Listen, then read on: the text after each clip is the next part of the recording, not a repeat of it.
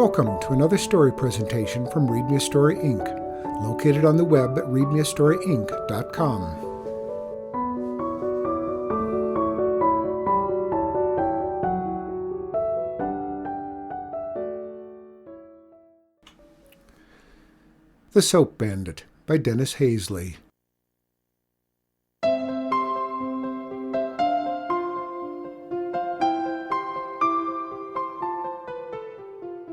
The summer Jesse was 7 years old, he went to stay with his aunt. She lived in a town by the sea. She wasn't used to kids. There were no kids in that whole town. No one played in the water or ran on the beaches. What they would do, the men in their clean white suits and the women in their starched yellow dresses, was sit in the shade and drink tea.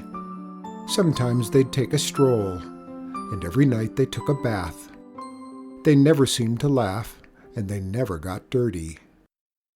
Jesse could tell he wasn't supposed to do these things either, but somehow he always got dirty.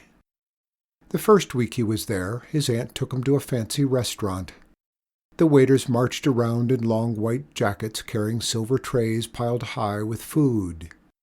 Just after Jesse's aunt said, "Stop playing with your spoon or you'll make a mess," Jesse accidentally spilled a bowl of chocolate pudding on the clean white tablecloth, and some dribbled down on his right knee. Everyone in the restaurant stared. His aunt wouldn't look at him all the way home. When they got to her house, she made him take a bath. Jesse sat all alone in the tub with a bar of pink soap. The second week he was there, his aunt took him to the town's big meeting to hear the mayor give a speech. The town band was standing in a line with shining instruments. The town policemen were waiting at attention by their white horses, wearing medals that shone like mirrors. Jesse's aunt was sitting in a folding chair, by the women in their starched yellow dresses and the men in their clean white suits, and Jesse was practicing walking around the rim of the town's white fountain. Just when the mayor was finishing his speech, and everyone was politely clapping, Jesse lost his balance and fell in that fountain with a splash. Everyone in the town stared. Jesse crawled out all dirty. His aunt wouldn't speak to him all the way home. When they got to her house, she made him take a bath. Jesse sat in the tub a long time and watched the moon rise outside the window like a big piece of white soap.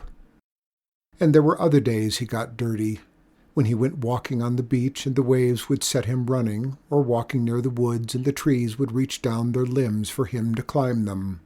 And he would. And then, in the evening, he would walk back through the town to his aunt's house, past everyone, looking dirty. And it was on one of those nights when his aunt ordered him to take a bath, and he was in his room just starting to take off his clothes, that the Soap Bandit entered the town. While Jesse was pulling off his socks, the Soap Bandit rode through the dark streets on his cart, pulled by his funny horse named Horace, and he tiptoed into all the houses of the men in the white suits and the ladies in the yellow dresses while they sat sipping tea. And he snuck into their bathrooms, and he took their white and yellow soap, and he carried it out and put it on the cart that Horace pulled. And while Jesse was taking off his shirt, the Soap Bandit snuck into all the shops of all the shopkeepers, and he reached onto their shelves and he took all of their soap, orange and green, and he carried it out and put it on the cart that Horace pulled. And while Jesse was taking off his undershirt, the Soap Bandit snuck into the mayor's house while the mayor was giving a speech to his wife, and he took the mayor's soap, which was golden and shaped like an egg. And he snuck into the police station while all the policemen were brushing their horses, and he took the policeman's soap, which was blue, like nightfall. And while Jesse was taking off his pants and just getting ready to take his bath, the Soap Bandit snuck into his aunt's house, and he took her pink soap. And all the soap that he took, he piled on the cart that Horace pulled. And then the Soap Bandit rode out of town. When Jesse walked into the bathroom and saw that there was no soap, he called to his aunt and told her that he couldn't take a bath. "Impossible," she said, but she saw that it was true. And then she told him not to tell anyone else about their missing soap. And all over town people were discovering the same thing when they went to take their baths. And they all said, "Impossible!" But the soap could not be found, so no one said a thing. And all the next day, and the days after that, nobody whispered a word about the missing soap. But then, one by one, each on his own, they started to look for the soap. First they went to the store, but the soap bandit had been there first. So they went back to their houses and looked again through their clean, bright rooms. And when they didn't find any soap there, they looked in other places where they usually didn't go. They looked in musty attics and dusty cellars, and when they found no soap there, they looked in places where they had never been. Some drove out onto the muddy roads in their motor cars past deserted shacks and buildings looking for old soap factories. Others went to the library and quietly took out books on soap making, and they went to junkyards and got vats. They went to butcher shops and got tallow, and late at night they tried to make soap, but it came out looking like chocolate pudding. And someone thought he saw a bar of pink soap floating down a stream, but it was only a fish leaping in the sunlight. And the soap bubbles someone thought she saw rising toward the sky were made by a family of frogs croaking. And the mayor took a torch into the town's dark vault, and the leader of the band searched inside the tubas, and the policemen galloped on their white horses, kicking up clouds of dust, and stopped to look for fingerprints and foot tracks through magnifying glasses that made their eyes seem big.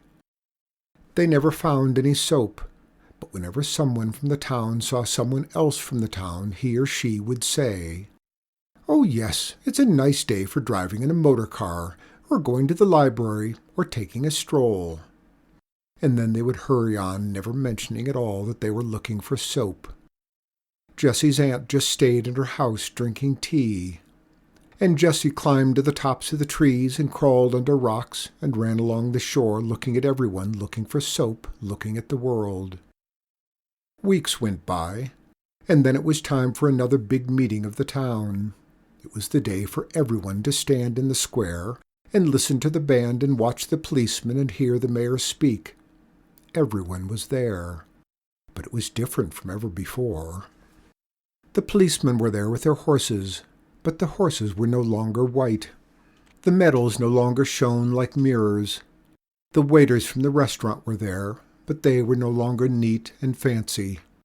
The band was there, but their uniforms were soiled, the bright horns dark. And the men in their suits and the women in their dresses were there, but the suits and dresses were no longer white and yellow. No one was smiling. They were all looking down as if they were feeling bad. The mayor walked up to the stand to speak.